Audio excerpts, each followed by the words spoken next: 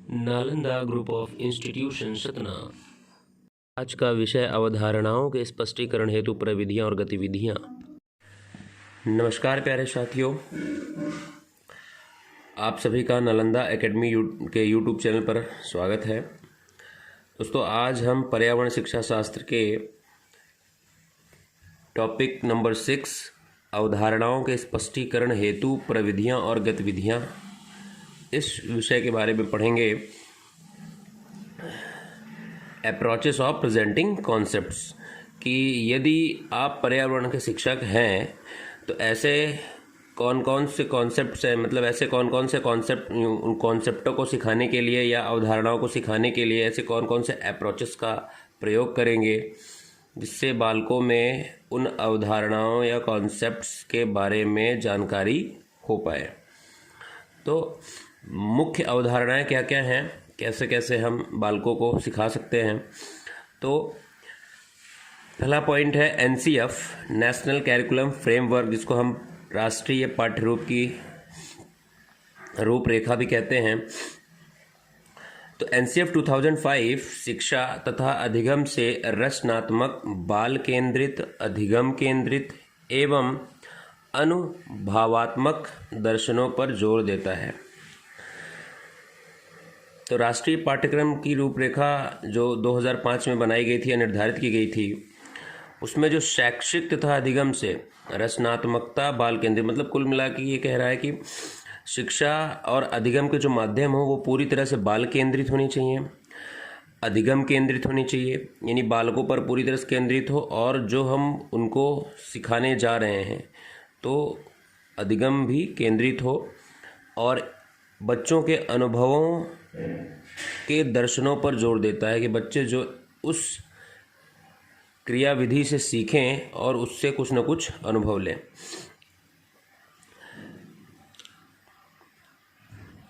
तो इस आधार पर कौन कौन से ऐसे अवधारणाएं हैं या स्पष्टीकरण हैं, उनको हम देख लेते हैं। तो पहला है क्रिया आधारित अधिगम, एक्टिविटी बेस्ड लर्निंग, की बालकों में कुछ ना कुछ एक्टिविटी के माध्यम से अधिगम की प्रक्रिया कराई जाए।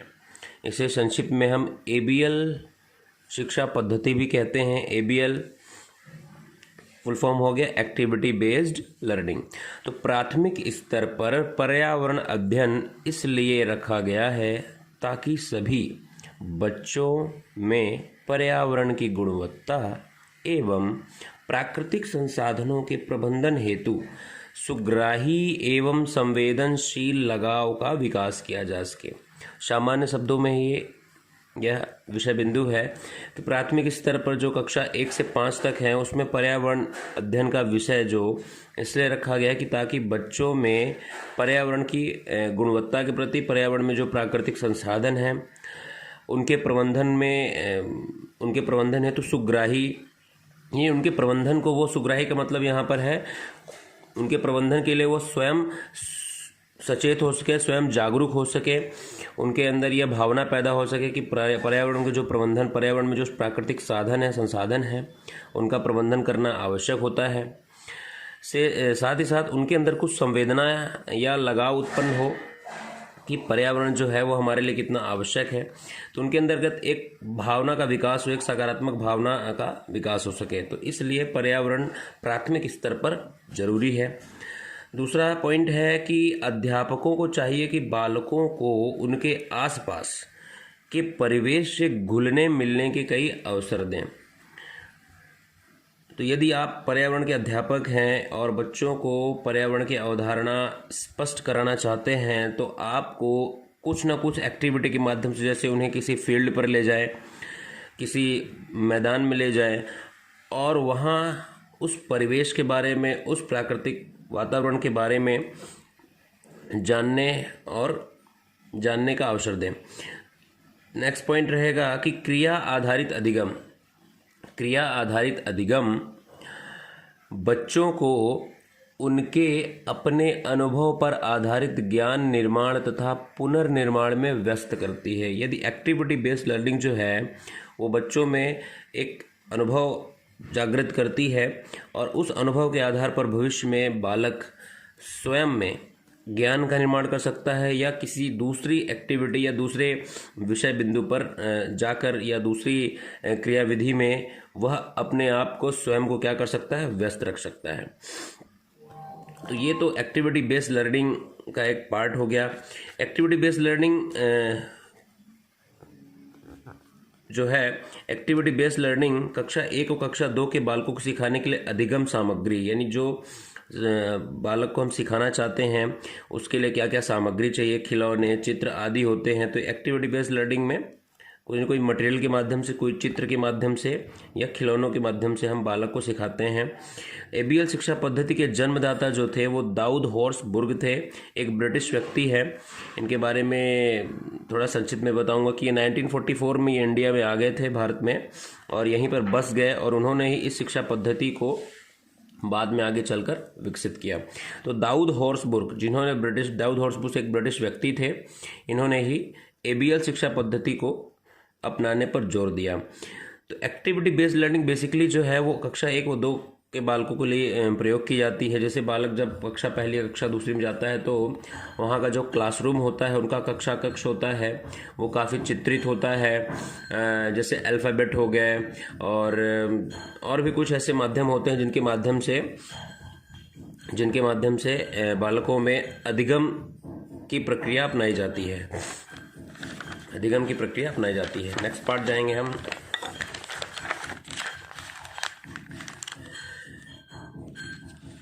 एक शिक्षा शैक्षिक निम्न प्रकार की होनी चाहिए। कैसे? पर्यावरण अध्ययन के अधिगम उद्देश्य से स्पष्ट जुड़ी हुई हो। जो भी हम बालक में अधिगम की अवधारणा सिखाना चाहते हैं, जो भी हम बालक में अधिगम की अवधारणा बताना चाहते हैं, तो उसका जो उद्देश्य है वो पर्यावरण अध्ययन से जुड़ा हो, वास्तविक जीवन आधारित तथा बच्चों के लिए सुखद या आनंददायक हो, यानी बालकों के वास्तविक जीवन पर आधारित हो। जो बालक रियल में जानते हो, जिन्होंने अभी तक अपने जीवन में उस वस्तु या उस चीज़ का आभास किया हो, उस पर वो आधारित हो और बच्चों के लिए सुखद व आनंददायक हो, यानी बच्चों को उस एक्टिविटी को करने में उनको अच्छा लगे, मज़ा आए। ठीक है। बच्चों के लिए सुरक्षित हो, यानी कि जो एक्टिविटी होनी चाहिए वो ऐसी होनी चाहिए जो सेफ होनी चाहिए। कोई ऐसी एक्टिविटी ना हो जिसके आधार पर उनको चोट लग सके या कुछ नुकसान हो या उनको बहुत टफ हो वो एक्टिविटी। पूरा होने में अधिक समय ना लगे, यानी जो एक्टिविटी होनी चाहिए वो बहुत लॉन्ग टाइम की नहीं होनी चाहिए। यदि कोई ऐसी एक्टिविटी है जो बहुत लंबी है, उसमें हम छोटे छोटा इंटरवल दे सकते हैं, मध्यांतर देकर छोटे छोटे हिस्सों में बांट सकते हैं। नेक्स्ट पॉइंट है कि बच्चों के आयु अनुसार उचित हो, यानी जो एक्टिविटी होनी चाहिए, जो हम बच्चों को अधिगम कराना चाहते हैं, वो उसकी आयु के अनुरूप होना चाहिए। ऐसा ना हो कि बहुत टफ हो, यानी बच्चा करने में असहज हो, असमर्थ हो पाए। तो बच्चों की आयु के अनुसार ही हम वह अधिगम की प्रक्रिया उन्हें करा सकें या अधिगम की क्रिया करा सकें। क्रिया ऐसी हो जो बच्चों में रुचि एवं जिज्ञासा जगाए, यानी एक्टिविटी ऐसी होनी चाहिए कि बच्चों में जिज्ञासा पैदा हो, कुछ जानने की इच्छा पैदा हो और सार्थक सूचना को वो प्रदान करे, एक सूचना दे उनको, तो उनके अंदर एक क्रिएटिविटी की भावना जागृत होगी। बच्चों के अनुभवों पर केंद्रित हो, यानी जो शिक्षा होनी चाहिए, जो क्रिया होनी चाहिए, जो भी शिक्षक एक्टिविटी कराएं, वो केवल बच्चों के अनुभवों पर केंद्रित हो। ऐसा ना हो कि शिक्षक अपने अनुभव के आधार पर बच्चों को वो एक्टिविटी कराए। तो बालक छोटे होते हैं, इसलिए बालकों में हमें उन्हीं ऐसी एक्टिविटी करानी चाहिए जो उनके अनुभवों पर केंद्रित हो। सभी बच्चों को सम्मिलित करें। यदि शिक्षक कक्षा में कोई एक्टिविटी करा रहे हैं, एबीएल स्टडी करा रहे हैं, एक्टिविटी बेस्ड लर्निंग करा रहे हैं, तो सभी बच्चों को शामिल करना आवश्यक होता है, जिससे सभी बालकों में संपूर्ण जिज्ञासा का विकास हो सके। अब नेक्स्ट पॉइंट है कि क्रिया आधारित शिक्षण अधिगम का आयोजन। यदि कोई अधिगम करवा रहे हैं तो क्रिया आधारित यानी एक्टिविटी बेस्ड अधिगम जो होता है, एक्टिविटी बेस्ड लर्निंग जो है, वो कैसे हम आयोजित कर सकते हैं एक कक्षा में, क्या क्या उसके टर्म्स होते हैं, क्या क्या उसमें आवश्यकताएं होती हैं। तो क्रिया आधारित क्या क्या स्टेप्स होंगे। तो क्रिया आधारित अधिगम हेतु कुल 4 चरण होते हैं। पहला नियोजन, यानी हम जब भी कक्षा में कोई एक्टिविटी कराना चाहते हैं तो उसके लिए सबसे पहले नियोजन करना जरूरी होता है। एक शिक्षक यदि एक्टिविटी बेस्ड लर्निंग को अपनाएगा तो सबसे पहले उसको प्लानिंग करनी पड़ेगी कि उन अधिगम उद्देश्यों की पहचान कर ली जाए जो उस नियोजित क्रिया द्वारा प्राप्त किए जाएंगे। नहीं कि एक्टिविटी का हमारा ऑब्जेक्टिव क्या है, कि इस क्रिया के माध्यम से बालकों में क्या क्या विकास किया जा सकता है या क्या सिखाया जा सकता है। तो सबसे पहले ये जानना आवश्यक है। इसके लिए पहला पॉइंट बोल रहा है कि विभिन्न संसाधनों की सूची बनाएं, यानी एक्टिविटी करने के लिए हमें क्या क्या सामान चाहिए इसका हम पहले लिस्ट बना लें। प्रबंध करें सामग्री, संसाधन, स्वयंसेवक आदि, यानी जो भी आवश्यकता की वस्तुएं हैं एक्टिविटी कराने के लिए वो हमारे पास संपूर्ण रूप से होनी आवश्यक है। अगला पॉइंट है कि क्रिया के बाद संक्षिप्त चर्चा की योजना भी आपके द्वारा बनानी चाहिए। यानी हम एक्टिविटी सामग्री है हमारे पास, एक्टिविटी कराने के बाद हमारे पास एक ब्रीफ में एक संक्षिप्त चर्चा कराई जानी आवश्यक है। आपको यानी शिक्षक को इस बात का अंदाजा होना चाहिए कि शिक्षक किस प्रकार से मूल्यांकन करेंगे विद्यार्थियों का एवं क्रिया के प्रभाव का। नेक्स्ट पॉइंट है क्रिया को संचालित करना, ऑपरेट द एक्टिविटी। तो क्रिया को हम कैसे स्टार्ट करेंगे, बच्चों को क्रिया से अवगत कराएं तथा उसके अर्थ एवं उद्देश्यों के बारे में बताएं। कि बालकों में जो एक्टिविटी हमें कराना है उससे हम पहले उनको इन्फॉर्म कर दें, उनको जानकारी दे दें और उसके बारे में बताएं और उसके उद्देश्यों के बारे में बताएं कि बच्चों में क्रिया का क्या उद्देश्य रहेगा, क्रिया उनकी भूमिका के बारे में बताएं कि बच्चों का क्रिया में क्या भूमिका रहेगी, कितने समय लगेगा, यानी कितना समय लगेगा उस क्रिया को करने में, और मूल्यांकन कैसे होगा, किस आधार पर हम उसको इवेल्युएट करेंगे। तो ये सारी प्रोसेस को हम एक प्रकार से हम बच्चों को पढ़ाते हैं। तो क्रिया को संचालित करने के लिए ये सारी प्रोसेस होंगी। नेक्स्ट पॉइंट है क्रिया करवाएं, यानी बालकों में हम प्रैक्टिकली तौर पर क्रिया करवाएंगे। क्रिया शुरू होने के बाद ये भी ऑब्जर्व करना, ये भी देखना है कि बच्चे क्रिया करने में सार्थक रूप से योग्य हों। बच्चों को प्रोत्साहित भी करना है। यदि कोई बालक उस क्रिया को नहीं कर पा रहा है या किसी प्रकार से उसको प्रॉब्लम जा रही है तो हम उसको मार्गदर्शन दे सकते हैं, उसको हम समय समय पर, यदि वो कोई स्टेप भूल गया हो तो हम ऐसा नहीं कि हमें उसे डांटना है, हमें उसकी मदद करनी है, उसको प्रोत्साहित करना है ताकि वो उस क्रिया को इजी वे में आसानी से कर सके। क्रिया का समापन कराएं, यानी क्रिया का नेक्स्ट में समापन कराना है। बच्चे अपने अनुभव बारे में, अब समापन करें जब क्रिया कंप्लीट हो जाती है उसके बाद की बात है कि बच्चे अपने अनुभव के बारे में विचार विमर्श करें। जब क्रिया समाप्त हो जाए तो आपस में बच्चों को कुछ डिस्कस करना या आपस में विचार विमर्श करना कि बच्चे आपने इस अभिक्रिया के द्वारा क्या सीखे, तो इस बारे में पूरा बातचीत कराना तथा पर्यावरण अध्ययन से जुड़ी हुई सीख उनमें से निकालना। यानी लास्ट में हम बच्चों से ये पूछ सकते हैं कि बच्चे आपने इस एक्टिविटी के माध्यम से क्या सीखे। तो एक प्रकार से हम उनको क्या सीख मिली, क्या शिक्षा मिली उस एक्टिविटी करने से, तो ये चीज़ भी हमको कराना है। अगला स्टेप जो है एक्टिविटी बेस्ड लर्निंग का, कार्य का मूल्यांकन, इवैल्यूएशन करना, कैसे एक इवैल्यूएट हो सकता है। तो जो भी कक्षा में एक्टिविटी हुई है उसका इवैल्यूएशन किस आधार पर होगा, कैसे होगा, इस बारे में एक अध्यापक होने के नाते आपको कार्य का मूल्यांकन भी करना है। यानी जो एक्टिविटी हुई है उसका मूल्यांकन करेंगे तभी तो बच्चों में उस एक्टिविटी का पॉजिटिव इफेक्ट और एक बेस्ट इफेक्ट आएगा, ताकि यह पता चल सके कि जिन शैक्षिक उद्देश्यों को आप प्राप्त करना चाहते थे उनकी प्राप्ति हो पाई या नहीं। यानी कि शुरुआत में जो एक्टिविटी बेस्ड लर्निंग का जो उद्देश्य था, एबीएल शिक्षा पद्धति का जो उद्देश्य था वो हमें कंफर्म पता चल पाए। ठीक है, जब बच्चे क्रिया कर रहे होते हैं उस दौरान उनका ध्यान से अवलोकन किया चाहिए। मतलब जब कक्षा में कोई एक्टिविटी हो रही हो तो शिक्षक को चाहिए कि बच्चों को ऑब्जर्व करे, मूल्यांकन करते समय किस बालक ने किस प्रकार से एक्टिविटी की है। तो ये नेक्स्ट पॉइंट रहेगा इसका।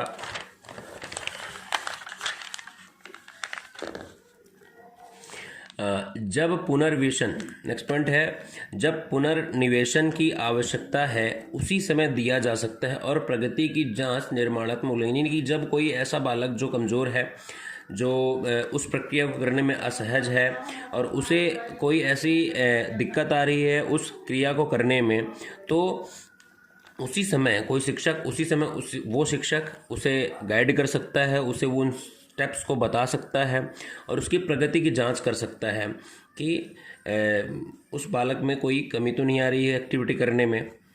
तो ये लाइन ये स्पष्ट कर रही है। नेक्स्ट पॉइंट है कि अंत में संकलित मूल्यांकन करें, हर बच्चे की क्रिया में भागीदारी का मूल्यांकन हो पाए। जब क्रिया समाप्त हो जाती है तो एक शिक्षक जो है सामूहिक रूप से सभी बालकों की एक्टिविटी का क्या करे, मूल्यांकन करे और हर बच्चे की क्रिया में भागीदारी का मूल्यांकन हो पाए। यानी सभी बालकों में सभी बालक जो है वो क्या करें, सभी बालक एक्टिविटी के बारे में जो उनका रोल है उनका भी मूल्यांकन करना। नेक्स्ट पॉइंट है प्रक्रिया पर पुनर्विचार करना। ये लास्ट स्टेप है कोई एक्टिविटी बेस्ड लर्निंग का, प्रक्रिया पर पुनर्विचार करना, रिकंसिडर द एक्टिविटी, कि जब क्रिया हो गई और क्रिया का मूल्यांकन हो गई तो हमें पुनर्विचार करना है। पुनर्विचार किस लिए करना है कि कुछ समय इस बात पर विचार करें क्या अच्छा रहा क्या नहीं और क्यों नहीं। एक्टिविटी होने पर हमें ये विचार करना है कि हमारी जो एक्टिविटी है वो और अच्छी कैसे हो सकती थी, या जो अच्छा नहीं हुआ या मूल्यांकन जिन बच्चों का कम रहा तो वो क्यों कम रहा। तो इस बारे में हमें क्या करना है, विचार करना है। क्यों करना है कि ताकि भविष्य में हम अगर दोबारा एक्टिविटी वो करते हैं तो हम अपना बेस्ट दे पाएँ या और भी बेहतर एक्टिविटी कर पाएँ। नेक्स्ट पॉइंट है कि पुनर्विचार भविष्य में आपको किसी भी क्रिया को बेहतर रूपरेखा देने, हाँ यानी कि भविष्य में जब दोबारा हम एक्टिविटी करेंगे तो हम उससे भी बेहतर रूपरेखा देने में, अगर कोई कमी हो गई है सामग्री संबंधित या किसी एक्टिविटी या स्टेप से संबंधित, तो एक बेहतर रूपरेखा देने, योजना बनाने और क्रिया में आवश्यक सुधार करने में क्या करेगा, सहायता करेगा। तो इसलिए हमें क्या करना है, पुनर्विचार करना है। अब क्रिया आधारित अधिगम अवधारणा के उपयोग क्या क्या होते हैं, जैसे एक्टिविटी बेस्ड लर्निंग अवधारणा का उपयोग कहाँ कैसे होता है, इस आधार पर हम देखेंगे कि अमूर्त अवधारणाओं को स्पष्ट करने में सहायक होता है। अमूर्त अवधारणाएं जैसे कि जो कॉन्सेप्ट बालकों को दिखाई नहीं देते हैं, जैसे हमें उसे कुछ सिखाना है। फॉर एग्जांपल एक बालक को अल्फ़ाबेट सिखाना है तो उसके लिए हम क्या कर सकते हैं, एक्टिविटी लर्निंग बेस्ड जो ABCD होते हैं, जैसे क्लास में ABCD का हम चलचित्र के माध्यम से या उनकी पिक्चर के माध्यम से, बैनर या पोस्टर के माध्यम से हम उसको सिखा सकते हैं। या आपस में हर एक बालकों को बातचीत कर सकते हैं या उनको कुछ भी सिखा सकते हैं। तो एक प्रकार से हम कह सकते हैं कि अमूर्त अवधारणा है। अमूर्त अवधारणा मतलब जो ऐसे अवधारणाएं जिनका जो दिखती नहीं है, दिखाई नहीं देती हैं, लेकिन हाँ उनको हम अपने जीवन में उपयोग लाते हैं। तो अमूर्त अवधारणाओं को क्रिया एक्टिविटी के माध्यम से बालकों में ये सिखाया जा सकता है या स्पष्ट किया जा सकता है। बहु ज्ञानेंद्रियों को प्रयोग करने का अवसर प्रदान करते हैं, यानी कि जो भी उनके अंदर बहु ज्ञानेंद्रिय मतलब कि बालकों में जो संपूर्ण विकास, एक पूरा शारीरिक, मानसिक और सामाजिक तौर पे जो भी समझ है वो विकसित होती है एक प्रकार से, जैसे देखना, सुनना, छूना, सूंघना, स्वाद। तो ये सारी क्या है, बहु ज्ञानेंद्रियाँ। तो ज्ञानेंद्रियों का एक प्रकार से विकास होता है और ये लंबे समय तक, अगर कोई एक्टिविटी के माध्यम से ये सारी चीज़ें करता है तो लंबे समय तक उन्हें याद भी रहता है। विषय वस्तु सिखाने के अलावा कई जीवन कौशल सिखाए जाते हैं। तो एक्टिविटी बेस्ड लर्निंग में केवल बुकिश यानी पुस्तकी क्रिया आधारित कार्य के अलावा ही उनको एक अनुभव भी सिखाया जाता है, यानी कि एक जीवन के कौशल भी सिखाए जाते हैं।